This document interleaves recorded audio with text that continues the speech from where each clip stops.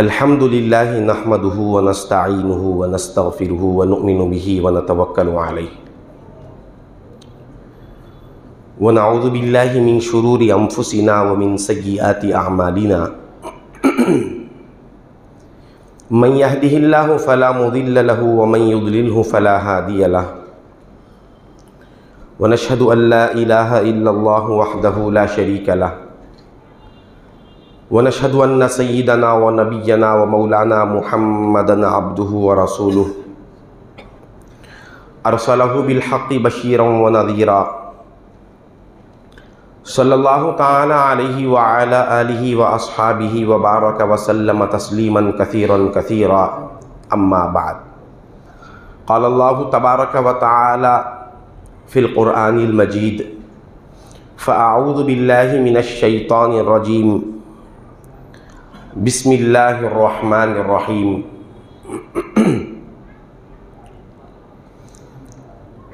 या अय्युहल्लज़ीना आमनू अनफ़िक़ू मिम्मा रज़क़नाकुम मिन क़ब्लि अन यअतिय यौमुन ला बैउन फ़ीहि वला ख़ुल्लतुन वला शफ़ाअह वल काफ़िरूना हुमुज़्ज़ालिमून व क़ाल तबारक व तआला वल्लज़ीना यक्निज़ूना अज़्ज़हब वल-फ़िद्दत वला युनफ़िक़ूनहा फ़ी सबीलिल्लाह फ़बश्शिरहुम बिअज़ाबिन अलीम यौम युहमा अलैहा फ़ी नारि जहन्नम फ़तुक्वा बिहा जिबाहुहुम व जुनूबुहुम व ज़ुहूरुहुम हाज़ा मा कनज़्तुम लिअन्फ़ुसिकुम फ़ज़ूक़ू मा कुन्तुम तकनिज़ून सदक़ल्लाहु मौलानल अज़ीम व सदक़ रसूलुहुन नबियुल अमीनुल करीम व नहनु अला ज़ालिका लमिनश शाहिदीन वश्शाकिरीन वज़्ज़ाकिरीन वल्हम्दुलिल्लाहि रब्बिल आलमीन व क़ाल अल्लाहु तआला फ़ी शअनि हबीबिही इजलालन व इकरामा इन्नल्लाहा व मलाइकतहु युसल्लूना अलन नबी या अय्युहल्लज़ीना आमनू सल्लु अलैहि व सल्लिमू तस्लीमा अल्लाहुम्मा सल्लि अला सय्यिदिना व मौलाना मुहम्मदिन नबिय्यिल उम्मी व अला आलि सय्यिदिना व मौलाना मुहम्मदिन नबिय्यिल उम्मी अल्लज़ी क़ुरिनतिल बरकतु बिज़ातिही व मुहय्याहु व तअत्तरतिल अवालिमु बितिबि ज़िक्रिही व रय्याहु।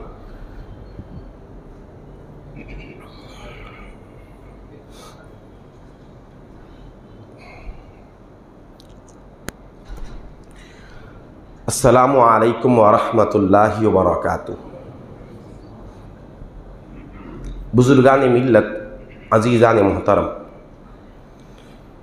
अल्लाह जल्ल शाअनुहु व अम्म नवालुहु का बेइंतहा शुक्र है कि उसने हमें सरकार दो जहां सल्लल्लाहु अलैहि व आलिहि व सहबिहि वसल्लम के उम्मत बाबरका में पैदा फरमाया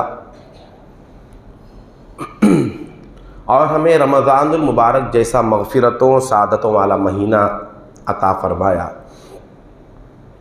मोहतरम बुज़ुर्गों और दोस्तों,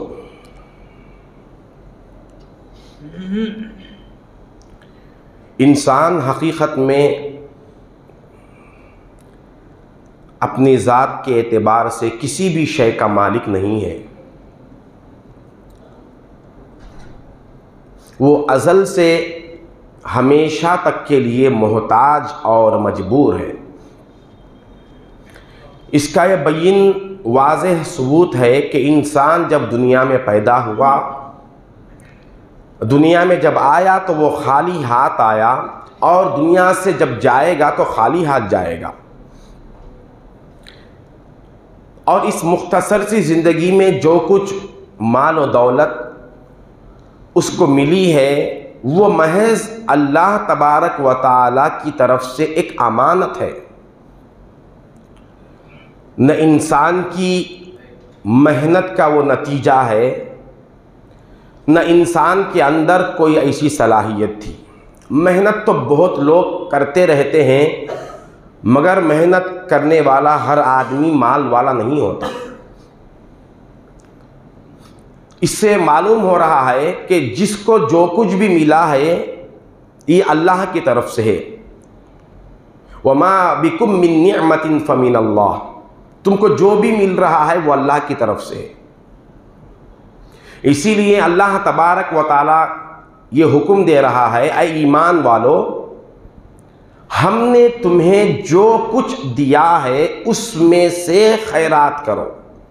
या अय्युहल्लज़ीना आमनू अंफ़िक़ू मिम्मा रज़क़नाकुम मिन क़ब्लि अन यअतिय यौमुन, इससे पहले कि वो दिन आ जाए, ला बैउन फ़ीही, जिस दिन में कोई चीज़ तुम अपने माल को देकर ख़रीद नहीं सकते, वला खुल्लतुन, न तुम्हारी दुनियावी दोस्तियाँ उस दिन काम आएगी, वला शफ़ाआ, और उस दिन न तुम्हारी कोई सिफारिश की जाएगी। ये अल्लाह तबारक व तआला इंसान के ऊपर जो हुक्म ज़कात का लगा रहा है, अपने माल में से कुछ पैसे को अल्लाह के राह में निकालो जो कह रहा है, अल्लाह तबारक व तआला के इस हुक्म को पेश करने का अंदाज देखिए। ये नहीं फरमाया कि तुम अपने माल में से ज़कात निकालो, तुम जो कमाए हो उसमें से निकालो, ये क्यों नहीं फरमाया। हमारी जो सोच होती है कि मैंने मेहनत की और मैं कारोबार चलाया, मैं ये किया, मैं वो किया, अल्लाह तबारक व तआला इन सारी ज़हनियत को नफ़ी कर रहा है और कह रहा है वो जो हमने तुमको दिया, वो चीज़ जो हमने तुमको दिया है, ये जो माल तुम्हें मिला है ये तुम्हारा नहीं है, ये हमने तुमको दिया है। तुम्हारे पास जो कुछ सोना है, बज़ाहिर तुम्हारा माहौल तुम्हें ये कह रहा है कि ये तुमने अपनी मेहनत से कमाया है, अपने पैसे से तुमने ख़रीदा है।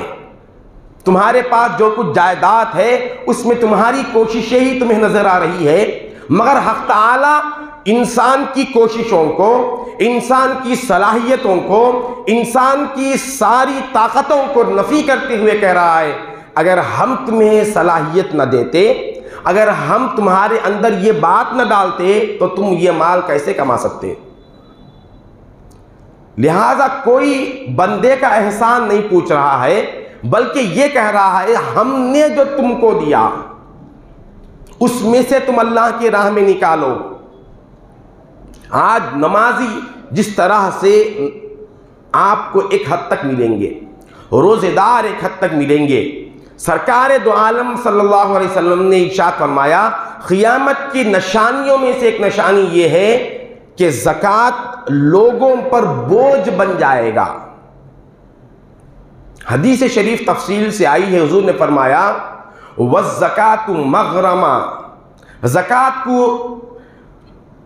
ज़कात अदा करने वाला एक तो अदा नहीं करेगा, अदा करेगा भी तो टैक्स समझकर, मुसीबत समझ के अदा करेगा।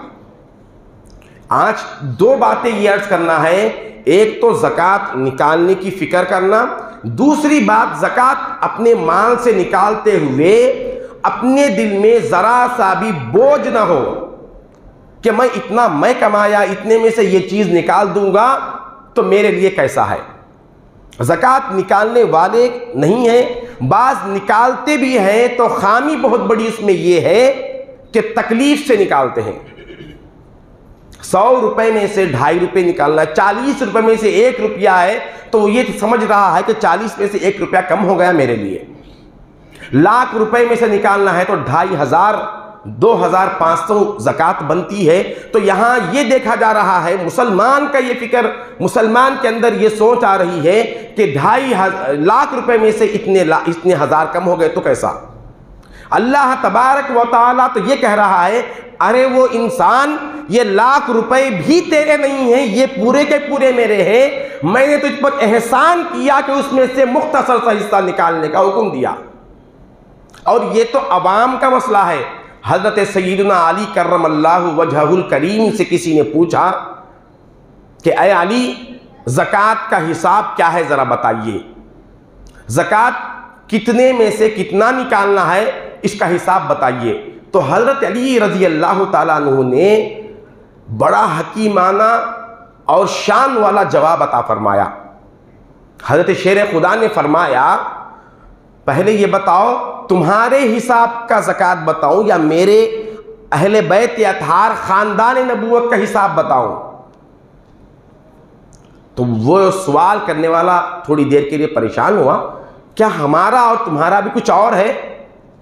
एतराज़ का अंदाज आया कि अहले बैत के लिए शायद कुछ छूट होंगी उसमें। जो जितना बड़ा होता है, जो जितना बड़ा आदमी होता है उसके अंदर दीन की पाबंदियां ज्यादा होनी चाहिए। बड़ा होने की वजह से मैं दीन की पाबंदियां कम कर दूंगा, ये नहीं हो सकता। बड़ा आदमी वही है जो काम बड़े करे, नाम बड़ा होने से नहीं है। तो हजरत अली रजी अल्लाह ताला अन्हु ने फरमाया, खानदान नबूवत का ज़कात बताऊं या आम उम्मत की ज़कात का हिसाब बताऊं?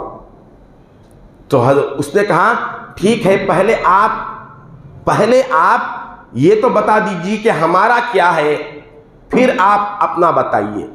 तो हजरत अली ने फरमाया, तुम्हारे लिए ज़कात का हुक्म ये है कि 40वां हिस्सा, यानी 40 रुपए में से 1 रुपया तुम्हारे लिए ज़कात है। 40 रुपए में से 1 रुपया तुम ज़कात के लिए निकालो और 30 पे 9 रुपए तुम्हारे होंगे। ये तुम्हारी ज़कात का हिसाब है। तो फिर कहा कि ज़रा खानदान नबुव्वत अहले बैत अतहार की ज़कात क्या है ये बताइए। तो हज़रत अली ने फरमाया, हमारी ज़कात ये है कि 40 रुपए में से 39 रुपए, यानी 30 पर 9 रुपए खैरात कर देना और 1 रुपया अपने लिए रख लेना, ये खानदान नबुव्वत की ज़कात है, ये हमारी ज़कात है। 1 रुपया हम रख ले, ये कौन करेंगे? जी कितनी बड़ी बात उनके अंदर थी। अरे पहले तो उनके जिंदगी से कभी ये साबित ही नहीं है कि उन्होंने ज़कात अदा की हो, क्योंकि वो नौबत ही नहीं आई, पैसा जमा ही नहीं होता था। अब जिस माल पे ज़कात है वो वही माल है जिसको हमने साल भर जमा करके रखा। साल शुरू होकर ख़त्म होने तक हमारे अंदर इतना माल था, तभी उस पर दिया जा रहा है। और ये नबूवत के घराने वाले, इनका आलम ये है, सरकारे दो आलम सल्लल्लाहु अलैहि वसल्लम मुसल्ले पे ठहरे हुए हैं और तकबीर बांधी, अल्लाहु अकबर कहा और सिर्फ अल्हम्दुलिल्लाह रब्बिल आलमीन की तिलावत फरमाई। तारीफ है उस परवरदिगार की, तारीफ है अल्लाह की जो तमाम आलमीन को पैदा कर पालने वाला है। इतना पढ़ा और रकात तोड़ दिए और अपने हुजरे में तशरीफ ले गए। सहाबाए किराम को हैरत हुई कि क्या आज से नमाज मनसूख हो गई है या फिर क्या मसला है। सरकार दो आलम अंदर गए, हुजरे से फिर वापस आए, फिर शुरू से नमाज को हुजूर ने आगाज किया।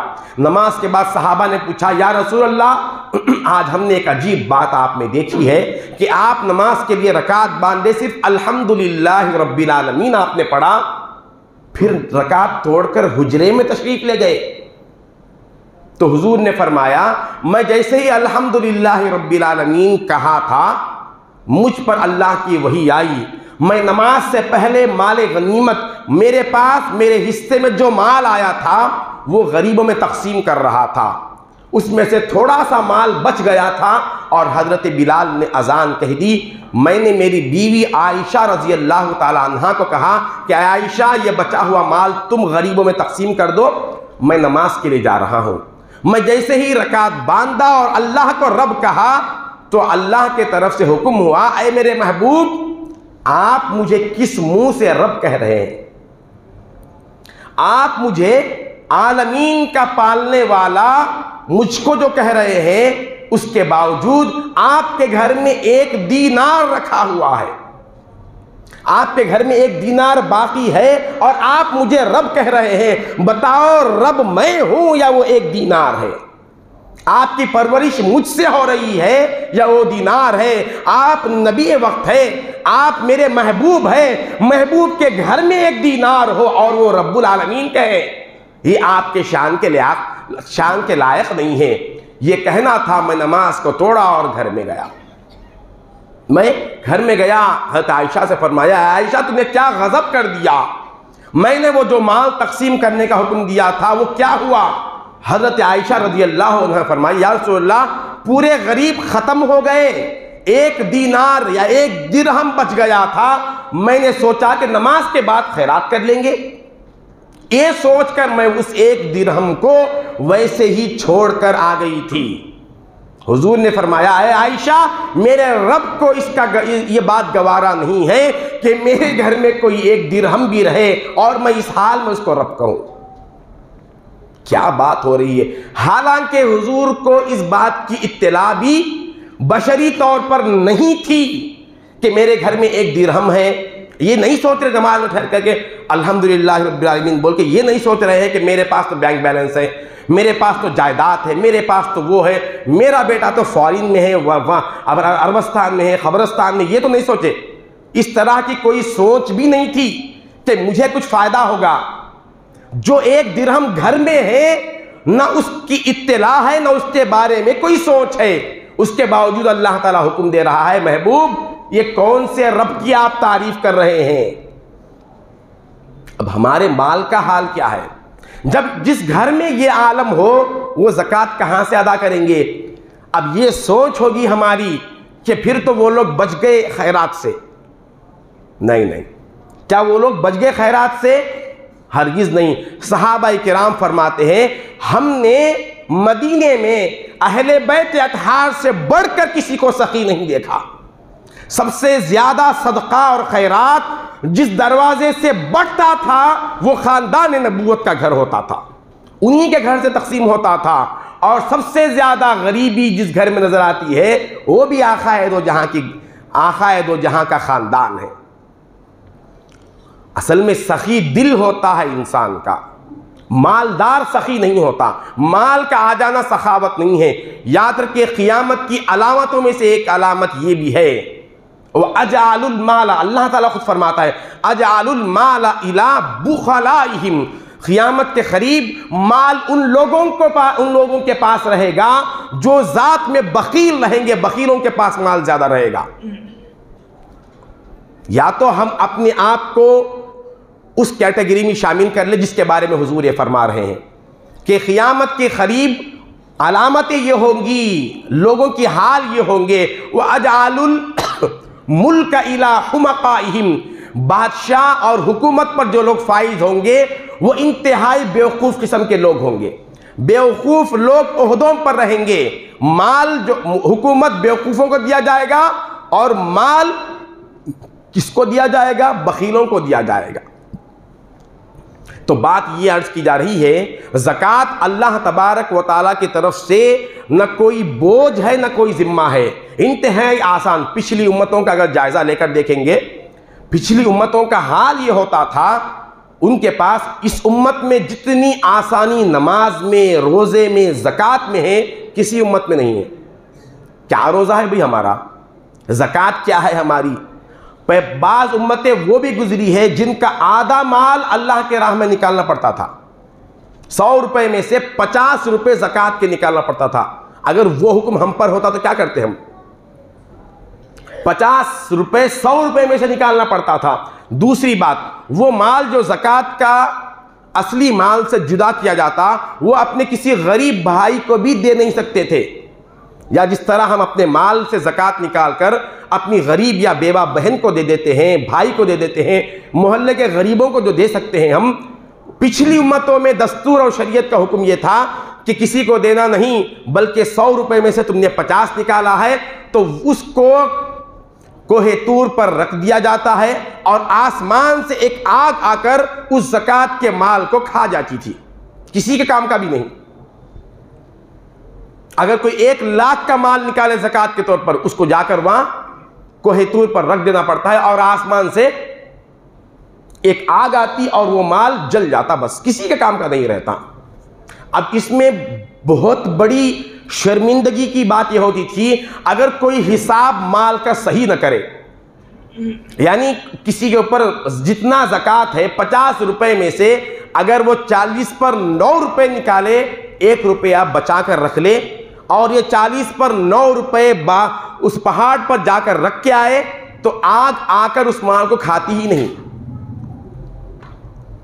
जब आग आसमान से आकर उस ज़कात के माल को नहीं खाती, तो लोगों में यह बात मशहूर हो जाती कि यह फुला बिन फुला ने खियानत की है, इसने माल के ज़कात को हिसाब करके बराबर अदा नहीं किया।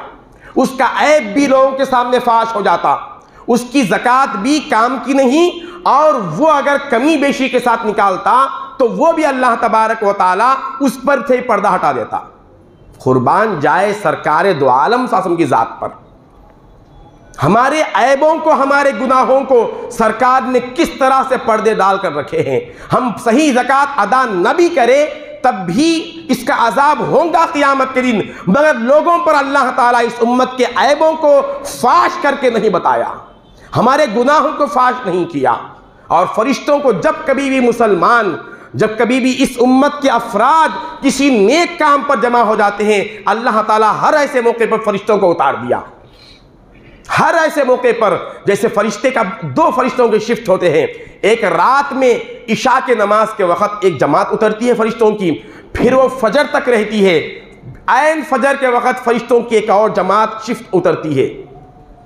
ये वक्त क्यों रखा? क्योंकि ये बंदे अल्लाह तबारक व तआला की इबादत में रहते हैं। जैसे ही फरिश्ते इंसानों के पास उतरने लगे तो वो अल्लाह के बंदों को नमाज की हालत में देखे और उन पर गवाह बन जाए, ये इंतजाम करने के वास्ते। और इफ्तार का जब वक्त होता है तो आम तौर से जो मामूली सा मामूली इंसान, मामूली सा मामूली मुसलमान भी हो, वो भी उस वक्त तमाम कामों को छोड़कर दुआओं में और इस्तिग़फ़ार में लग जाता है। और कोई बदबख्त ही होगा जो इफ्तार में देर से आए। इतने बड़ी महरूमी कोई और चीज नहीं है, कोई और चीज नहीं। यहां फरिश्तों को अल्लाह भेज दिया है, जाओ मेरे बंदे दुआ कर रहे हैं। ये इंतहाई दुआ के कबूलियत का मौका है दोस्त, आजमा कर देख ले, आजमा कर देख ले। हमने बारहा दुआएं मांग कर आजमाई है। इस वक्त दुआ करने वाला कभी भी मायूस नहीं होता, कभी मायूस नहीं होता। तो अल्लाह ताला ऐसे ऐसे मौकों पर फरिश्तों को उतारता है ताकि इस उम्मत की नेकियों पर फरिश्ते गवाह बन जाए। और शब कदर के बारे में हुजूर ने फरमाया, लैलतुल कदर जिस रात होती है, अल्लाह तबारक व तआला जमीन पर इतने फरिश्तों को उतार देता है कि जमीन तंग हो जाती है। इतने फरिश्ते जमीन पर उतरते हैं कि जमीन पर कोई जगह खाली नहीं होती, मगर हर जगह पर फरिश्ता मौजूद होता है। क्या करते हैं? जो कोई बंदा अल्लाह की इबादत में है, जो कोई नमाज या दुआओं में और इस्तिग़फ़ार में है, उस पर अल्लाह तबारक व तआला की जानिब से रहमतों के भरे हुए तश्त लेकर आते हैं और उन पर डाल देते हैं। अल्लाह तबारक व तआला का इस उम्मत के साथ रहम का मामला देखिए। नेकियों के वक्त फरिश्तों को उतारने का निज़ाम बनाया। जब ये उम्मत गुनाहों में रहती है तो इसके गुनाह अल्लाह ताला फरिश्तों पर नहीं खोला। ये बात अर्ज करना चाहता हूं। ज़कात का पैसा जो निकाला जाता है उसमें कमी करेंगे भी तो अल्लाह ताला रास को फाश नहीं किया, मगर अल्लाह तबारक व तआला इसके मकासिद रखा है। हमारी एक आदत बन गई है, हम हर इबादत करते हैं मगर उसके मकसद को छोड़कर करते। नमाज पढ़ते हैं मगर नमाज का मकसद हमारे पास नहीं है। रोज़ा रखते हैं मगर रोज़े का मकसद हमारे पास नहीं है। ज़कात अदा करते हैं मगर ज़कात के मकासिद क्या है, ज़कात अदा करने वाले के अंदर क्या क्या खूबियाँ आनी चाहिए, उससे हम अनजान हैं। अगर वो खूबियाँ नहीं है तो फिर ज़कात का मतलब क्या हुआ? ज़कात अदा करने का हुक्म इसलिए दिया गया, इसमें 3 अहम मकसद है। पहला मकसद तो ये है कि ज़कात अदा करने की वजह से अल्लाह ताला ये चाहता है कि इस इंसान के अंदर से माल की मोहब्बत निकल जाए, माल की मोहब्बत निकल जाए। माल की मोहब्बत इंसान को हमेशा के लिए तबाह कर देती है। एक माल की मोहब्बत ऐसी चीज है जिससे सारे फितने जुड़े हुए हैं। हुजूर ने फरमाया, लिकुल्ली उम्मतिन फितनतुन व फितनतु उम्मती अलमाल। हर उम्मत का एक फितना है मगर मेरी उम्मत का फितना माल है। आज भाई भाई से क्यों झगड़ रहा है? बहन और भाई के दरमियान नाइत्तेफाकी क्यों है? ऐसे लोगों को भी हमने देखा, बचपन से भाई और बहन की मोहब्बत में मिसाल थे, लेकिन जब वो बड़े हुए, माँ बाप की जायदाद तकसीम करने का मौका आया तो यही भाई और बहन जिनके मोहब्बत की मिसाल नहीं थी, अब इनकी दुश्मनी ऐसी हो गई कि इनकी दुश्मनी की मिसाल नहीं। क्यों ये झगड़ा हो गया हमारे अंदर? अब वो लोग जिनके माँ बाप बड़ी जायदाद छोड़कर नहीं गए हैं, उनकी मोहब्बतें अक्सर देखा गया है कि वो सलामत है। बाप बेटे को खातिर में नहीं, बेटा बाप को खातिर में नहीं लाता। क्यों? अब जितने लोग ये मनसब के वास्ते, ओहदों के वास्ते लड़ रहे, हम समझ रहे हैं कि ये कौम को कुछ संवारना चाहते हैं। हरगिज नहीं, कौम को कुछ देने के लिए नहीं है, माल खुद जमा करने के वास्ते ओहदे के पीछे है। खुलफाए राशिदीन का जमाना सहाबा का ये होता था, वो ओहदों से पीछे हटते थे। क्योंकि ओहदे पर अगर बैठ जाएंगे तो 1 रुपया जो पहले लेने की कुछ ना कुछ गुंजाइश होती थी, अब वो भी नहीं ले सकते। ये है इस्लाम, ये है इस्लाम। माल की मोहब्बत को सरकार दो आलम सल्लल्लाहु अलैहि वसल्लम ने जड़ पेड़ से निकाला। इसलिए 12 साल के बाद हुजूर ने हिजरत का हुक्म दिया। क्या बात है, नबुव्वत के 2 साल या 3 साल के बाद हिजरत का हुक्म देना था ना। इतनी मारपीट हो रही थी, सहाबा को तकलीफें दी जा रही थी, मगर हिजरत का हुक्म क्यों नहीं आया? इसलिए कि अभी इनके अंदर से माल की मोहब्बत नहीं गई। जब माल की मोहब्बत हुजूर ने महसूस किया कि इनके दिलों में नहीं है, इनके अंदर माल और दुनिया की अहमियत नहीं है, इनके अंदर सिर्फ अल्लाह उसके रसूल की अहमियत है, जब ये महसूस किया तो अब हिजरत का हुक्म दिया। तो हिजरत का हुक्म आना था। कोई एक सहाबी भी ये नहीं सोचा कि मैं अपने वतन को छोड़ दूं, अपने जायदाद को छोड़ दूं, अपने माल को छोड़ दूं, अपने ओहदों को छोड़ दूं तो मेरा क्या होगा। नहीं छोड़ा। ये सब एक दिन छूटने ही वाली है, आज छोड़ देंगे तो क्या होगा। ज़कात निकाले और माल की मोहब्बत दिल से ना निकले। ज़कात निकालना क्या है? माल से पैसे को जुदा करना नहीं है सिर्फ, बल्कि ज़कात की हकीकत यह है, इधर माल को अपने ज़कात के तौर पर निकाला, उधर दिल से दुनिया और माल की मोहब्बत भी निकल जाए। ज़कात का मकसद है ये। पहला मकसद हुजूर ने फरमाया, लस्तु अख्शा अलैकुम अन तुशरिकू बादी। कान खोल के सुनिए ये क्या हुजूर फरमा रहे हैं। सही बुखारी शरीफ की हदीस पाक है और मुताद्दिद मकामात पर सिहाह सित्ता में यह हदीस अलग अलग अल्फाज से आई है। कोई ढकी छुपी बात, गैर मोतबर बात करने की आदत हमें नहीं है। लस्तु अख्शा अलैकुम अन तुशरिकू बादी, हुजूर फरमा रहे हैं मेरे बाद तुम्हारे मुशरिक होने का मुझे खौफ नहीं है। मैं इस बात से नहीं डरता कि तुम मेरे बाद मुशरिक हो जाओगे, शिर्क में तुम मुब्तला होंगे, ऐसा मुझे कोई खौफ नहीं है। फिर किस बात का खौफ है? वलाकिन्नी, लेकिन मुझे इस बात का खौफ है। कौन सा खौफ? अख्शा अलैकुमुद दुनिया अन तनाफसूहा, मुझे इस बात का जरूर खौफ है कि तुम मेरे बाद दुनियादारी में लुत्फपुत हो जाओगे, दुनियादारी तुम पर मुसल्लत हो जाएगी। शिर्क वो चीज है जिसको अल्लाह तबारक व तआला ने मोहलत दी, लेकिन माफ नहीं है शिर्क। मोहलत अल्लाह ताला ने ढील दी है, मगर दुनियादारी और माल की मोहब्बत वाले को अल्लाह तबारक व तआला ने कभी मोहलत नहीं दी। मूसा अलैहिस्सलाम के ज़माने में 3 दुश्मन खुदा थे, सिर्फ फिरौन एक नहीं था।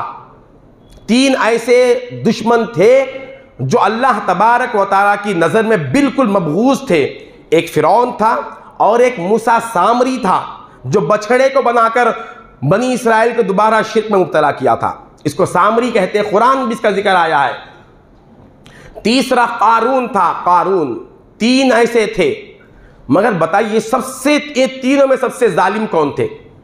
फिरौन था ना, अना रब्बुकुमुल आला, मैं तुम्हारा रब हूं कहता था। फिरौन के बाद नंबर आता है मूसा सामरी का, जो खुद मुशरिक था और सारी कौम को शिर्क में मुब्तला किया। मगर अल्लाह तबारक व तआला ने सबसे पहले इन दोनों को नहीं पकड़ा।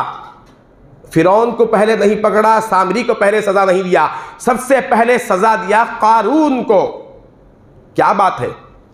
मूसा अलैहिस्सलाम ने अल्लाह से पूछा, ऐ अल्लाह, तूने कारून को जमीन में धसवा दिया, वो जमीन में धस गया है, हालांकि उससे बढ़कर फिरौन तेरा नाफरमान था, सामरी नाफरमान था, इन दोनों से भी बढ़कर तूने पहले सजा इसको क्यों दी?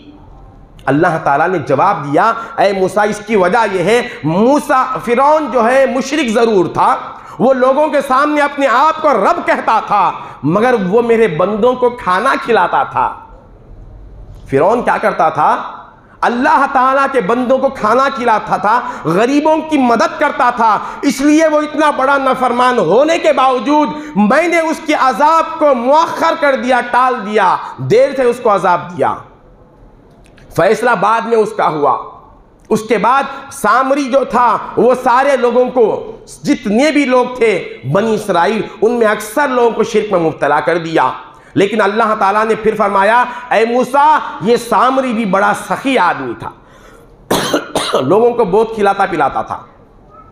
और कारून ये इतना ज्यादा जालिम नहीं था, मगर इसके अंदर माल की मोहब्बत थी। जब तुमने ज़कात निकालने के बारे में कहा तो इस कारून ने कहा था कि ऐ मूसा, फिरौन भी मेरे पास आकर मुझसे कर्जा लेता है, क्या तुम्हारा परवरदिगार भी नौज बिल्ला फकीर हो गया?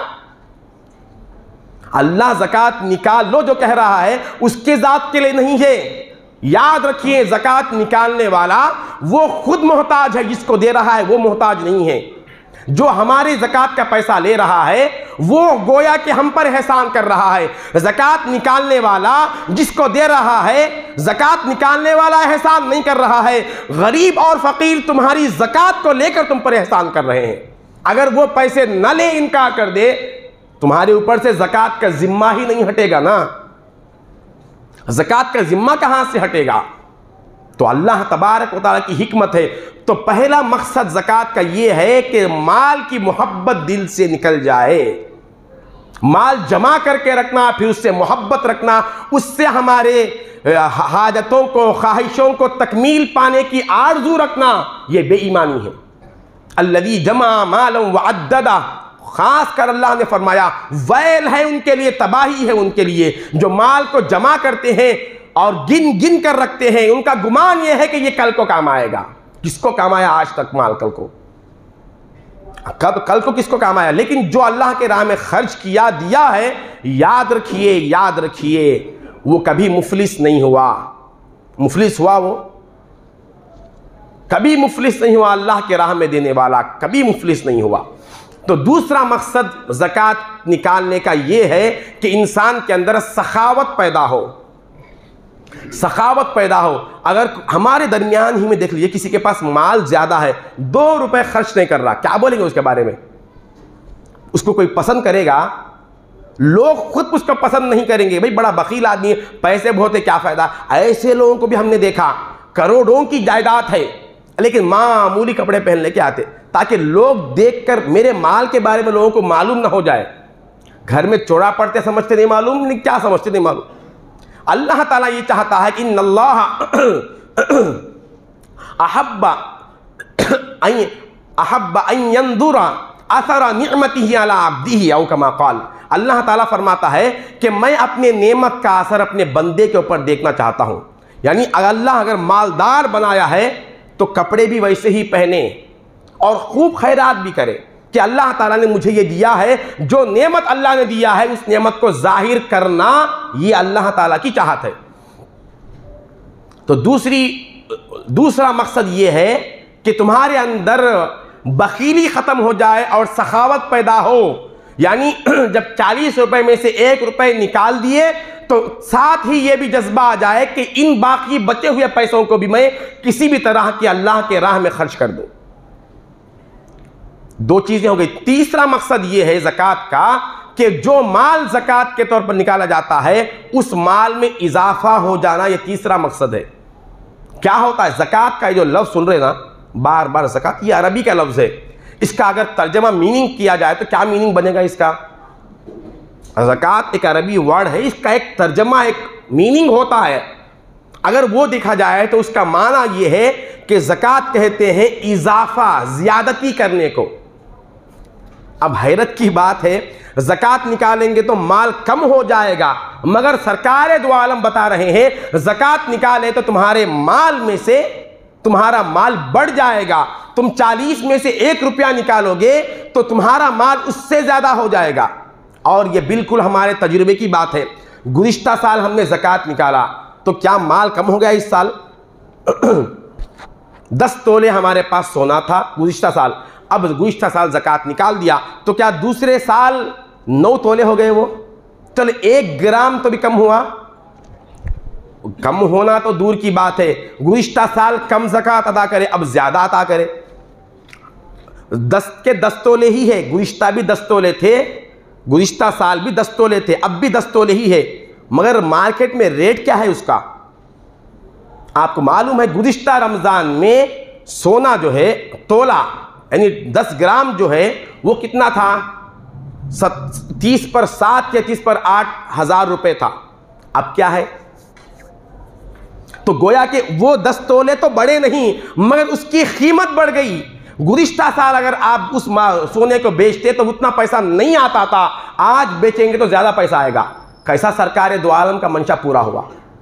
हुजूर का जो मंशा था वो कैसे पूरा हुआ। ज़कात का मकसद ये है कि तुम उसमें से ज़कात निकालते जाओ, अल्लाह ताला उस माल को पाक भी कर देगा और उसमें इजाफा भी कर देगा। पहले यहाँ तक तो बात आ गई। हम पहली बात यह है कि बहुत से लोग वो हैं जो अपने ऊपर ज़कात फ़र्ज़ ही नहीं समझते। पहले मालूम ही नहीं कि ज़कात फ़र्ज़ किस पर होना चाहिए।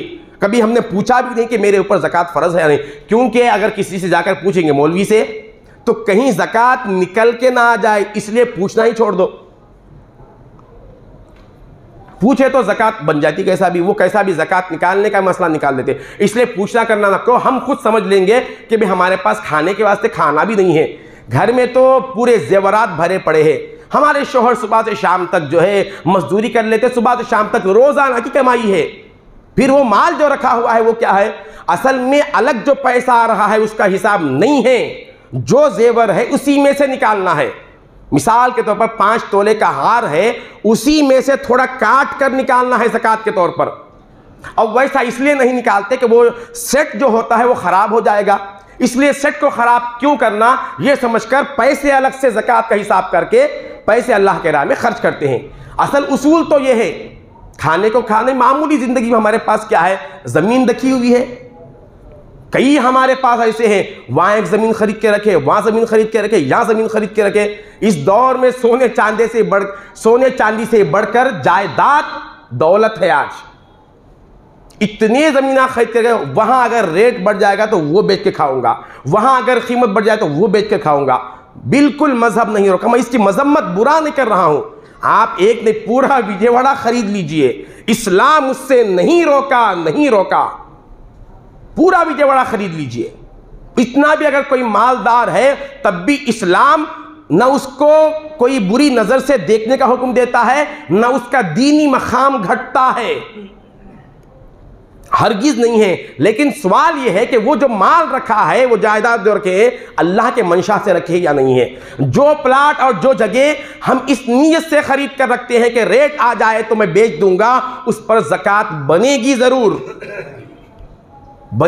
साल गुजरने के बाद आपने गुज़िश्ता रमज़ान अगर वो ज़मीन खरीदी है, इस साल उसकी कीमत 40 लाख हो चुकी है, तो आपको 1 लाख रुपए उस ज़मीन के ज़कात के तौर पर अदा करनी होगी।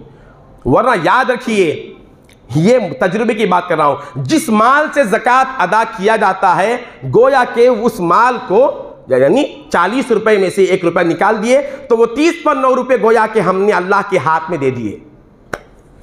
अल्लाह के हाथ में जो बियदिकल खैर है, उस हाथ में जाने के बाद उससे कोई ज़ाय हो सकता है? उससे कौन छीन सकता है? ज़कात निकाला हुआ माल ऐसे ही है जैसे कि अल्लाह के हाथ में उसको दे दिया गया, अल्लाह के हाथ में दे दिया गया। बहुत से लोग ऐसे भी थे, वो जो गुंटूर तरफ डिस्ट्रिक्ट की तरफ जितने भी ज़मीनात थे लोग खरीदे हैं, बिल्कुल 4 साल पहले की बात कर रहा हूं। बिल्कुल मैं तफसील नहीं जाऊंगा, आप लोग बिल्कुल मुझसे ज़्यादा समझेंगे इस बात को, इशारों से अर्ज करूंगा। 4 साल पहले उस ज़मीन की कीमत क्या थी, खरीद कर रख दिए, ज़कात को अदा करना। अब यहां पर वो आएगा, खबरस्तान आएगा, वो आएगा, सब सोच लिए हम, कुछ भी नहीं आया।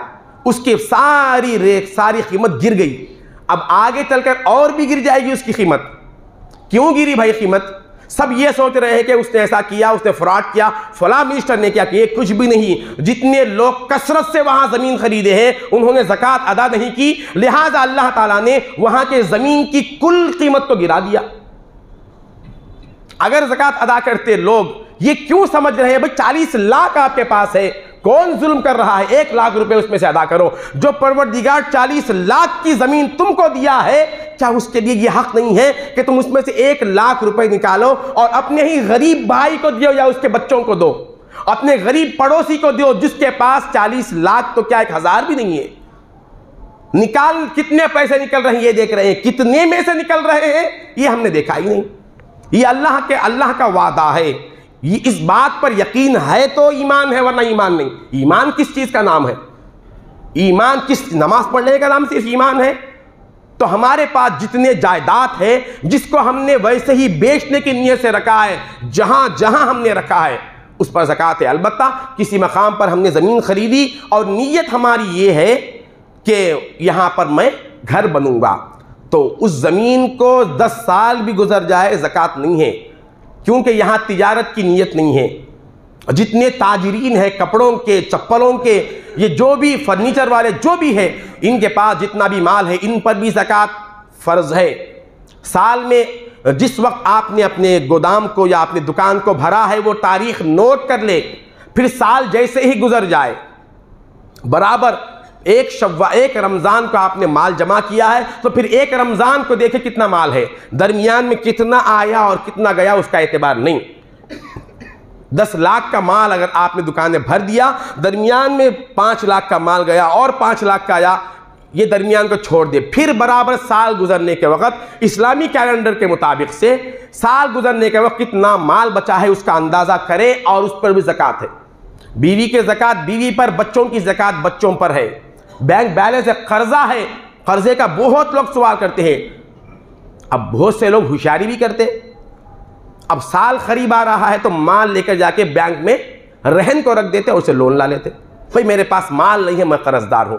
हर कर्जदार पर ज़कात माफ नहीं है। मसला पूरा याद रखिए, आपके पास कर्जा कितना है, माल कितना है, इसका हिसाब करना। 10 लाख का माल तो बैंक में है और कर्जा कितने दिए, 2 लाख के, फिर 8 लाख पर तो ज़कात बनेगी आपकी।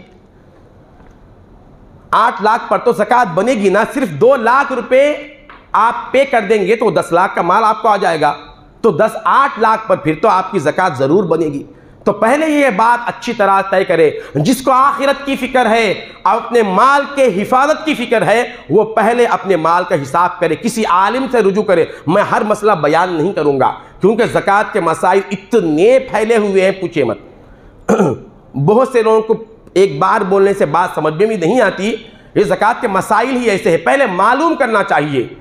मालूम किसी के पास 30,000 की मालियत किसी भी सूरत में है, 30,000 पैसे हो या किसी सामान की सूरत में हो, वो ज़कात का मुस्तहिक है, और जो ज़कात का मुस्तहिक है वो ज़कात ले नहीं सकता।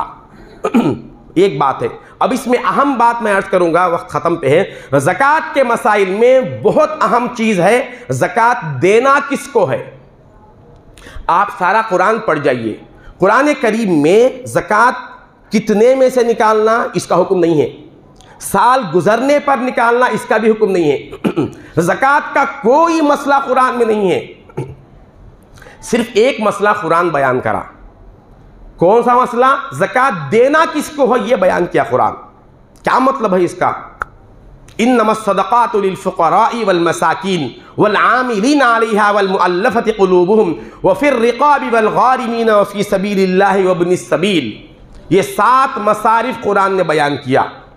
इनके तफसील में भी नहीं जाऊंगा। ये क्यों बयान किया कुरान? ताकि ये मालूम हो जाए कि ज़कात में से सबसे अहम चैप्टर ये है कि ज़कात देना किसको है। सही आदमी को ज़कात पहुंचना ये ज़कात का सबसे अहम सब्जेक्ट है। कुरान ये बताने के वास्ते सिर्फ ज़कात के मसारिफ यानी किसको ज़कात देना वो ज़रूरी है। हम सही जगह ज़कात पहुंचाते नहीं। अब इसमें भी पार्शलिटी है हमारे पास। किसको देना? ऐसे आदमी को देना जिसको ज़कात देने के बाद वो मेरा गुलाम बना रहे सारा साल। ऐसे आदमी को पकड़ते, कोई ऐसा आदमी मिले। अब कोई अनजान आदमी है, गरीब है, अरे ज़कात तो ऐसा देना चाहिए जिसको दे रहे हैं उसको मालूम भी न चले कि मैं उसको ज़कात दे रहा हूं। इसलिए ज़कात का एक अहम मसला ये भी है, जिसको ज़कात दे रहे हैं ज़कात देते वक्त उसको बोलने की भी ज़रूरत नहीं है मैं तुमको ज़कात दे रहा हूं। देने वाले को देते वक्त नीयत होना काफ़ी है, बोलने की भी ज़रूरत नहीं ज़कात मैं दे रहा हूं। असल में ज़रूरत पूरा करना है उसको। बहुत से लोग इज्जतदार होते हैं, वो माले ज़कात लेना पसंद नहीं करते, हालांकि वो मोहताज है। ऐसे लोगों को ढूंढकर तलाश करके देना मालदार की जिम्मेदारी है, वरना फ़र्ज इतना आसानी से नहीं है। उसको फ़ोन कर दिया कि भाई फला तारीख को घर पे आ जाओ, मैं ज़कात दे रहा हूँ। कौन किसका मोहताज है? तुम जाना था उसके घर को, उसको बुला दिए, आने जाने का जो खर्च हुआ वो किसमें से निकालना उन्हें? ठीक है, ऐसा करो, उसके आने जाने का भी खर्च निकालो। और बहुत से ऐसे भी बदबख्त थे, वो चंदना ब्रदर्स में वहाँ चले जाते, वहाँ पे बोल देते ज़कात के साड़िया। उसको पहले से मालूम है कुछ निकम्मे लोग आएंगे, लफ्ज़ तो अच्छा नहीं होगा, अल्लाह उसके रसूल की नज़र में यही लफ्ज़ है आप उन लोगों का। वो लोग पहले से तैयार रखेंगे कि ज़कात ज़कात की साड़ियाँ लेने आएंगे। बिल्कुल ऐसी साड़ियाँ, ऐसे कपड़े, ऐसे लुंगियाँ एक बार धोना है बस, दूसरी बार वो काम नहीं आता। और जिसको आप साड़ी दे रहे हैं या कपड़े दे रहे हैं, क्या मालूम कि उसको ज़रूरत उस चीज़ की है। उसके पास तो साड़ियाँ और कपड़े बहुत से पहले से पड़े हुए हैं, उसको तो खाने के लिए खाना नहीं है, उसके घर में पंखा नहीं है, उसकी बहुत सी ज़रूरियात है, वो बीमार है। ऐसे लोग हैं जिनके पास बहुत सी बीमारियां हैं, माहाना 5-6 हज़ार की गोलियां हो जाती, और आप उसको 4 साड़ियां दे दिए, क्या करना हो पहन के। तो ये ज़कात का सही मसरफ है। कुरान यही कह रहा है, तुम अपने मोहताजों को पहचानो, जाओ देखो उनका हाल क्या है, जाके देखो, और उनको किस चीज की जरूरत है देखो। बहुत से ऐसे बीवियां घर चला लेती है, घर को निभा लेती है, शौहर पैसे उड़ाने में, मजा करने में होते हैं। ऐसे क्या करना है, अगर शौहर के हाथ में पैसे देंगे फिर वो उड़ा के खत्म कर देगा, तो उसके लिए जिम्मा यह है कि उसके घर में किस रेशन की जरूरत है, किन फर्नीचरों की जरूरत है, वो खुद जाकर खरीद के उसके घर में पहुंचाना, यह ज़कात निकालने वाले की जिम्मेदारी है। इसीलिए सरकार दो आलम सल्लल्लाहु अलैहि वसल्लम के ऐसा ज़कात हम नहीं निकाल रहे। हुजूर ने फरमाया, अगर हर मुसलमान ज़कात सही अंदाज से निकाले और सही जगह पर पहुंचाए तो मैं गवाही देता हूं कि रूए ज़मीन से गरीब खत्म हो जाएगा, कोई गरीब नहीं रहेगा। गरीब बाकी है तो इसका मतलब यह है कि अभी ज़कात का माल या तो लोग नहीं निकाले, या निकाले भी तो सही जगह पर अदा नहीं किए। दो बातें हैं। इसीलिए हुजूर पाक सल्लल्लाहु अलैहि वसल्लम का मामूल ये था, अगर ऐसा कोई कर सके तो बहुत अच्छा है। बैतुल माल था, ये लफ्ज़ सुने होंगे ना, बैतुल माल, बैतुल माल, बैतुल माल। बैतुल माल का मतलब क्या है? बैतुल माल का मतलब ये है कि लोगों के पैसों को कोई एक बड़ा आदमी जिम्मेदार बन के अपने पास रखे, अपने पास जिम्मेदार बन के रखे, और जो मोहताज हो उसको उसके ज़रूरत के लिहाज से खर्च करे। हुजूर चंद लोगों को मुकर्रर करते थे, हुजूर पाक सल्लल्लाहु अलैहि वसल्लम चंद लोगों को मुकर्रर कर, उनको आमिरीन ज़कात कहते थे। वो लोगों के पास जाते और ज़कात का माल वसूल करके लेके आते और बैतुल माल में जमा होता, और खलीफा वक्त जो होता था वो लोगों के पास उन लोगों को भेजकर लोगों की ज़रूरियात को टटोल कर रातों में गश्त कर करके गरीबों का पता लेते थे और उनके पास वो माल पहुंचाते थे। तो आम आदमी के हाथ में ज़कात अदा करने का मौका अगर आ जाए तो सही अदा नहीं होता। या तो ऐसे आदमी के हाथ में ज़कात का माल हवाला कर दे, उसको वकील बनाना कहते हैं, ताकि वो शख्स सही मकाम पर पहुंचाए। तो याद रखिए, उसमें भी बेहतर आखिरी बात अर्ज कर रहा हूं, खानदान में कोई गरीब है, भाई है, बहन है, चिचा है, फूफी है, मामू और खाला या उनके बच्चे हैं, सबसे बड़े मुस्तहिक ये लोग हैं। हमारा न रमज़ान कबूल होगा, न हमारे रोज़े कबूल होंगे, न हमारी ईद कबूल होगी अगर ये लोग अभी गुर्बत में पिसे रहेंगे और हम वैसे ही ईद करने लगेंगे। हरगिज़ नहीं है। पहला प्रेफरेंस रिश्तेदारों का है।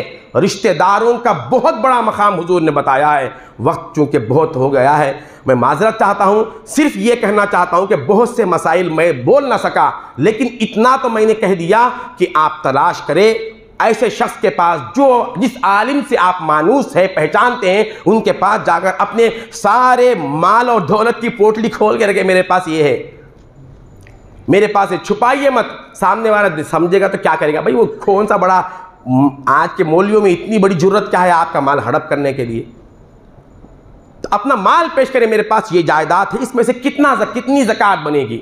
जिसके पास कुछ नहीं है तब भी वो बताए मेरे पास ये हालत है। कम से कम ज़कात देने की सलाहियत नहीं है तो कम से कम लेने की सलाहियत तो भी आपके लोगों में मशहूर होंगी ना। लोगों में ये तो मालूम होगा ये शख्स लेने वाला है। लिहाजा अपने माल को सही रुख पर लगाना ये हमारे लिए बहुत ज़रूरी है। मैं अल्लाह की बारगाह में दुआ करता हूँ कि जो कुछ कहा गया सुना गया अमल की तौफीक अता फरमा, हमारे हाल पर रहम व करम फरमा, दीन की फ़हम अता फरमा, कुरान की फ़हम अता फरमा, हमारे दिलों से माल की मोहब्बत को निकाल दे, उसमें बरकत अता फरमा, उसकी नहुसतों से महफूज फरमा। तुझे वास्ता है तेरे हबीब पाक सल्लल्लाहु अलैहि वसल्लम का। व आखिरु दावाना अनिल हम्दुलिल्लाहि रब्बिल आलमीन। अस्सलामु अलैकुम।